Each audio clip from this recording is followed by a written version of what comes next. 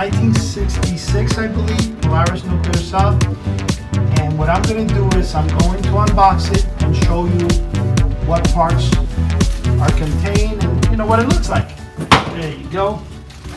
Now, I have here the original envelope that consisted of the original instructions. Now, there is a part that I don't seem to know exactly where I put it, but it's the constellation charts. Over here, I'm just going to walk closer, I think you should be able to see it, but here's the instructions.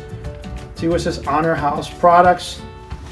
Now the box says 7-foot Polaris Nuclear Sub on it. It's torn a little bit, part of it, the top there, and I don't know how you well could see here, but you'll see the Honor House thing there, and it says December 12th, 1966. Okay, now in front of you, the sub in all its glory. Over here would be, I guess it's either the back fin or the front fin of the sub. As you can see, it's never been unfolded. The condition overall is really good. Then the other part that I have here of the sub would be this is the turret in the top where I guess people will go into it. See, as you can see, it's unfolded. That's the second part. The third part is the other side of that, which you'll see the USN 743. Which over here you have a piece of wood, which I guess this piece of wood, according to the instructions, would be where you would place it somehow along the bottom here. I guess to make this sturdy for construction. Would kind of put this together. All the parts are here, but you would have a mirror, and that would be the periscope. So I would have the periscope here. Now, here is another part which you unfold, and I guess this would go somewhere between the front and the back of it. Then you have here the rear hatch, it says. So I guess this is the rear part. It says here, as you can see, let me bring it a little closer, rear hatch for the sub, and then is stand clear torpedo tube. Over here you have another part of the flap. Here is another part, top of the sub where the kid would go in. Here is the body. And here's the other piece of wood that would go on the other side. And here is the body of the sub, which if you could see it, when you put the tubes and everything to it, it would be equivalent to 7 feet. There you go, see? This is the body of the sub. And I'm going to try to bring it a little closer, and I want to show Honor House Products Corporation, Lynbrook, New York. I'm going to try to fold it just like it was, because again, this has been folded down since 1966. It's never been taken out of its box. Of course, I've taken it out for several parts, and that's why I don't remember where I put the charts. I need to find them. But here, I guess, would be the instrument panel. Now, the instrument panel, it was more likely a crumbled aluminum foil. And the backlit, when it said backlit instrument panel, you would put in each of this little things here. Let me get a little closer here so you could see. You would put light bulbs, and in the back it would be a battery, and that's what it meant by the instrument panel that's lit. I mean, it's very interesting. And again, here the box, as you could see, whatever's left of the original box is in pretty in pretty bad condition, but at least, you know, you could basically make out where it would say your Polaris Nuclear Submarine, 7 feet of it. Right here we have the tube where the torpedo would be shot from. As you can see, it's a red tube, and I have here part, this will go into the instrument panel. The torpedoes, you notice they're still sealed. I've never opened this, so I'm not going to do so now. Would shoot out. So this is the torpedo. I'm planning to reproduce the sub. I think it's going to be my next big project, probably beginning of this coming year, because when you have, in order to make this and not have to spend thousands on making this, because it's very expensive. People don't realize how much it costs to die cut, to have the company just to make a sample in the United States is about 10 grand. If you go overseas, you can make it really cheap. I've already done it before one time years ago. But at that time I couldn't find where I had myself. So what I did is I had some firm, put together one for me according to the instructions, which I had in a separate place. I'm gonna make one now that's equivalent 100% to this one. I'm also working on something with a very famous NBA player. I don't want to say the name because I don't know if I'm allowed legally to do that. He wants to partner with me on one special project we're putting out together. It's going to be, it's obviously a magic novelty item. All I do is either reproduce and sell the originals or get people a chance to get something new. I mean, something, I'll do it with the retro feel to it. It'll be a new item, but it's going to have the same fun stuff as the past. Now, I do ask if anybody out there who is a collector does have the original Honor House 7-foot monster ghost. I have the ghost, I just don't have the instructions for it. And would be willing to help me out. I mean, it would be great because I'm actually trying to make it possible for everybody out there, everybody who's a collector, anybody who's, I'm 54 now, so I'm figuring anybody in my age group and a little older than me, I guess, will remember all these novelties we had in comic books. My goal is to bring those novelties back to people. And I've been doing that for quite some time now. Sometimes the products, when you reproduce them, due to expense, you can't really use the best materials, such as the poster. Sometimes, I used to use a very thin paper to get them done on. I recently was able to upgrade that as of about 4 months ago, where the paper is still kind of thin, but the reproduction is photo quality. So all the posters I sell have actually improved by a good 40%.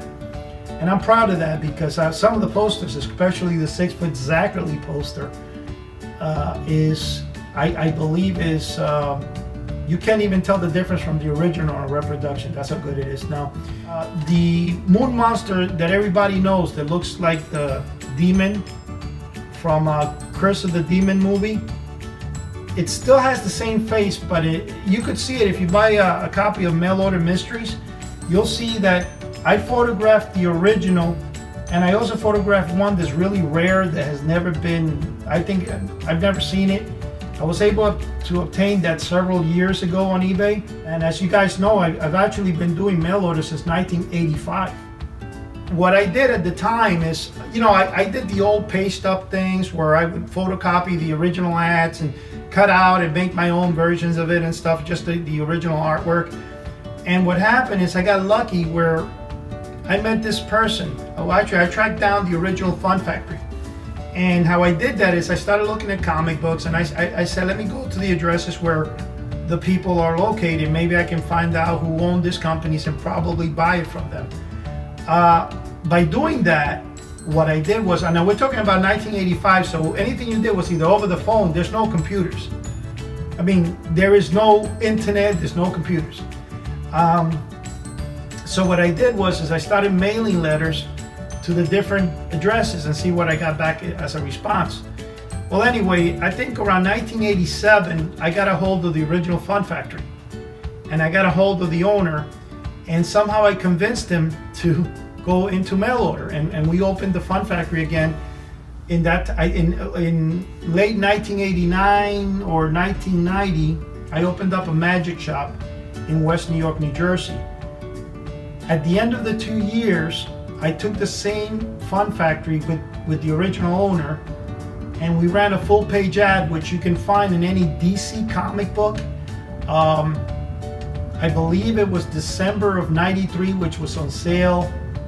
It was the January issue on sale in December of '93. So any issues from DC Comics from 1993, you should be able to see a full color Fun Factory ad, and it has all the novelties. And you'll notice it's my ad because it has the 7-foot ghost, which I always promise myself to sell. Anyway, as I was saying, is later on, after about 3 or 4 years, the original owner gave over to me the Fun Factory. And as time progressed, I felt that it was better to change the name to House of the Unusual, which is the one I still have. My collection kept growing over time, and I was upset back in 1996, I think, where there was a fire in a storage facility I had, and I'd lost about 4 bins of original stuff. A lot of them included the original Aurora monsters. I did save a good percentage of it, but a lot of it I've recuperated over the years on eBay, trade shows, friends I've met ever since obviously the internet was introduced and you had eBay. You know, things became a lot easier to obtain, and a lot of these collectibles that were worth nothing were worth thousands.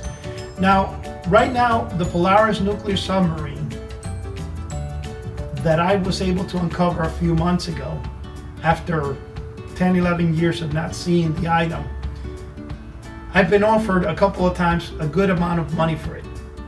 I will not sell it. The reason I won't sell it is because it's the only one. I've been doing mail order, which is what I plan to retire doing, and just because it's fun, you know, it's something I've done all my life, something I will continue to do. I need the originals. I would like to open some type of display area or a museum of some sort where I can display all the original stuff. Right now, financially and stuff, I haven't been able to do that yet, but it's in my near future. I've joined forces, and I've done right now with several different people. I put out several different items, and one of them are with a good friend of mine. We're going to introduce a whole new thing coming, a monthly. Actually, it's going to be 4 times a year, and it's going to be called the Mail Order Mystery Kit. And we've already worked out all the copyrights, and we worked out everything we needed for it. The only thing that we're doing is we're reproducing the original stuff, and each kit is going to have original items from the 1970s found in comic books. I'm not going to disclose exactly what's in the kits yet because it's still something that's in the making, and it's very important. It's going to be happening probably towards the end of this year. I've been selling the 6-foot Frankenstein poster, the 7-foot Frankenstein poster, the original 6-foot Dracula in color that were done originally by the Lowell Toy Company back in the 60s. Most of the copyrights to the items were passed down to me through different sources. One of the sources was the Fun Factory. They had bought some of the original Honor House copyrights and patents, and well, I have them in my possession, so I don't mind doing it for people. I want to bring back to people everything that they had. I mean, my goal is, if you remember when we were kids, you would order something in the mail, and there was nothing more fun than buying a comic, looking in the comic, finding these items from the X-ray glasses, the Polaris Nuclear Submarine, the monster-sized monsters, and you wanted to send away for it. Now, of course, we imagined things that were bigger than life. We thought the Frankenstein was a solid statue. We thought that the 7-foot monster ghost was a huge monster ghost that would obey your commands. You would take it to school, your friends would listen to you, especially if you were being bullied. All of us in our youth enjoyed and dreamed the same. The problem is that when we got the items, sometimes it was 2 to 4 weeks, but most of them were 6 to 8 weeks for delivery. We waited patiently, but then we became impatient as the days would go by and we would never see what we got. Then when it finally arrived, such as the 7-foot monster ghost, I used to tell my grandmother to be on the lookout that I was going to get a box. Now, I was about 7 years old, so I used to tell her I'm going to get a box maybe this big, and the ghost is going to come maybe broken down in 2 parts. All these dreams I had for it, and then when I got it, it was inside a manila envelope. I guess no bigger than this. And it said Honor House, and when I opened it up, I'm like, what is this, It was a garbage bag. It had, an invisible control line, which was really fishing line, 2 glow-in-the-dark stick eyes, and then the face was Casper. I know that the Melton Company put out 2 different faces. They used the skeleton one, which was kind of stupid because when you would build the ghost, say for example, you would take the ghost like this, right? The ghost had to be folded in the instructions right in the middle, and when you folded the ghost right in the middle, you would put a hole, and then there was this, what they call a doll-shaped balloon a lot of times in the 1960s, that same balloon was sold with cardboard feet, where you would toss it and it will land in the feet, sway back and forth. And in fact, it was used by another famous ad, which was called the 48-inch Space Monster. And they painted like a nice monster you were gonna get for $1, but it really was just a simple balloon. And they also used it on 7 gigantic dinosaurs, which if you look in Mail Order Mysteries, you can see a picture of my collection, my original ones there, which I've never even opened. And you can see anyway, it was a doll-shaped balloon.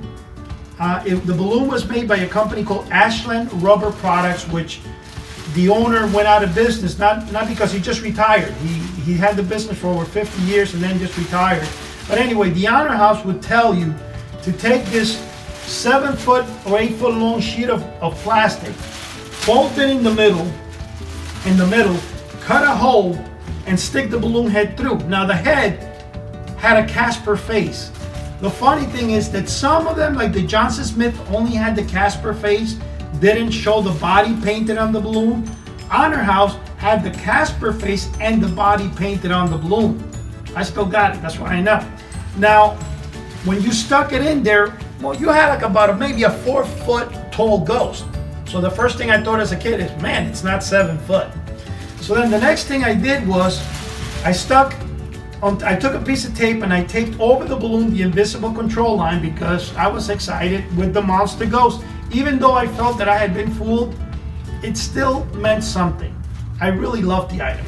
Even to this day, I fell in love with it. I think the ad was well written. It was well enough to deceive kids, but I gotta tell you though, that's part of my youth and I love it. In fact, most of the stuff when I buy today, I look to be deceived the same way, because it's fun. It's fun to expect something that you're not getting, but it's fun to just have the expectations in you, and then you wait for it until you finally get it. Well, anyway, back in New York City where I live, there used, the building I lived in was a very old building, and which all the buildings there are still the same. And you would have the dumb waiter in the kitchen, where back in the 1920s or 30s, people used to lower the garbage down to the super. Well, we also had gas lighting, but the gas lighting had been sealed. But on top of the hallway, I still had it kind of looked like a hook where the gas lamp would be. So anyway, they put a light, an electrical light on that. And what I did is, where supposedly that hook underneath the light was, I threw the invisible control line of my goals so that I could pull it and it would rise and go up and down. Well, I did, but unfortunately I didn't realize that when the balloon would touch the light bulb, it would burst. Pow! Man, it killed me. I lost my 7-foot monster ghost. The balloon popped. I took the pieces, which I still have today, of that balloon, but unfortunately the face got saved, a portion of it, but there's a part of the eye that's missing, because obviously it popped into many pieces. And I took it, and somehow through the years I lost the instructions. It broke my heart. But about 3 months later, I saw the one from the Melton Company, and somehow in my heart I believed that the one from the Melton Company was going to be better. It had a scary face. So this monster ghost has to be different. In fact, the way they actually took the picture of the ghost is they kind of, the original guy who ran the Melton Company, he cut a rectangular shape, and then I guess there's like a real person standing next to it. But when I saw the rectangular shape, I thought it was like a glass box. And it was kind of funny though, because when I was very small, I was down in Cuba before I got here. Actually, I think it was like, I got here at the age of 5, 4.5, 5. This was like probably 1967. They took me to a funeral, and I'll never forget this, because the reason I'll never forget is because the person that was dead was inside a glass coffin, and they were watching this person or whatever it was they were doing. I think it was when you went to see it. They were in a big room in the house, and they had the dead person inside this glass coffin. So I asked my grandfather that I wanted to look, so they raised me up to look at the dead person, which scared the heck out of me, obviously, which I still remember to this day. But when I saw the Melton Company ad, in my mind I thought that the monster ghost would come in a glass box, like a glass coffin. So I sent away. I took another dollar. Of course, no one wanted to give me a dollar. So I went to my grandfather's piggy bank. He used to have a little piggy bank and he would always save dimes. And obviously I took a dollar plus 35 cents for shipping. And I put together the envelope. You know, I had my grandmother take me to the pharmacy, whatever. I got the money order for a dollar and I sent away for it. When I got it, this time though, I didn't want to take it out of its package. And it stayed with me to this very day. Now the face that I got was the skeleton one. So it also had the skeleton drawn on the thing. But now, the way the instructions from the melting company would tell you, instead of like the Honor House, where it would be 4 feet, it would tell you to take the rectangular plastic, fold it about 18 inches from the one corner, stick the balloon in here, and you know, you had the 7-foot ghost. Now, this looked a lot better. The only problem was that when you stuck the balloon through there, it would look something like I'm holding this plastic here. The only thing is that the balloon was bottom heavy. You would have, just think of a balloon that has 2 sections. The top is the head, and then the bottom is another round. That's why they call it the doll shape. It had like, you know, the 2 sections like that. So the bottom being heavy would do this. And the bottom of the balloon, if I use this part of it, let's say this is the balloon, it would look like this. It would go underneath, and it was totally stupid. It didn't work. So then the Johnson Smith followed the same routine as the melting company, where they would tell you to take, I think, 18 inches from the top. The problem was that the balloon itself, there were 3 sizes of that balloon. One, it was the 3-foot size that they used to sell, which I think it was, I don't know, it was like 48 inches or something. Then they had the smaller one, which was like 36 inches, and then they had a real small one that I don't think many companies used. But anyway, the one they used for the Monster Ghost was the medium-sized one. So I said to myself, you know, I love this item. In fact, what I did with the 2 Monster Ghosts I have, the one from Johnson Smith and the other one, is I don't have it now to show. That's going to be my next unboxing. I want to show you guys what it is. You know how I displayed it. I had it displayed professionally in Michael's in a shadow box. Now the Johnson Smith, what I did, it's a 40, I think, I'm not sure if it's a 4-foot by 24-inch box. It's pretty large. And I put it inside, and then after it was sealed, I put a special gas in so that the balloon can be preserved. The rubber won't deteriorate, because each of those items is 40, 50 years old, because I got it when I was 7, I'm 54. The other one I got it, but the other one originally I think was sent to the person in 1971, I think.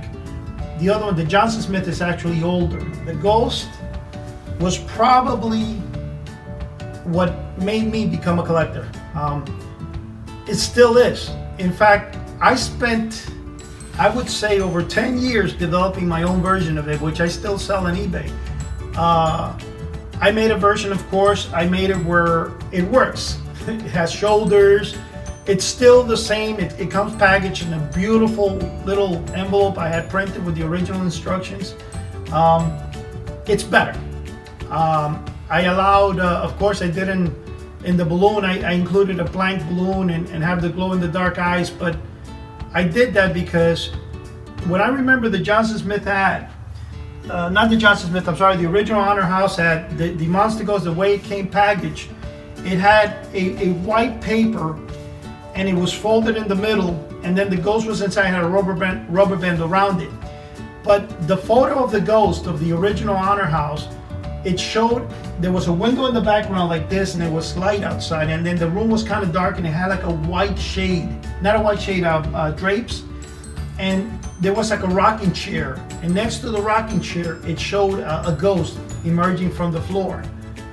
But the way it looked so spooky. It had no face on it, and I really loved that particular image. I still have, like I said, the original plastic for it. I have the balloon in pieces. I have the original control line. I don't have the original eyes for it. Of course, that must have been thrown out. But I don't know what happened to the instructions. I do have the Melting Company Ghost. It's in mint condition. The balloon looks like you can even blow it up. It's soft. It's even the Johnson Smith. The condition is just crazy for the amount of years. We're looking at something that's over 40 years old. In 1985, I had a magic shop. I used to own the original Fun Factory, and House of the Unusual has sold hundreds of 6-foot Frankensteins, 7-foot ghosts, color Draculas, and color Frankensteins. I've reproduced the 6-foot Jack Davis, the 6-foot Zachary poster, the Moon Monster. In fact, there was, I belong to one particular group of people, which is their wonderful group called Universal Monster Army, and there was one particular artist there that he actually designed for me about 6 different life-size monsters. He drew them himself, he sent them to me, and he asked me to put them in my catalog. But anyway, that's just something that I just thought I dropped in, tell you guys about it. But anyway, listen, having said that, I want to thank you guys for being faithful customers, faithful friends, for following me on my channel. And I apologize, it's been almost 2 or 3 years since I posted anything on this channel. But there's a lot of things coming up ahead, and I want to bring to you guys a whole new House of the Unusual. Each of the auctions is going to have a photograph of the ad, of course.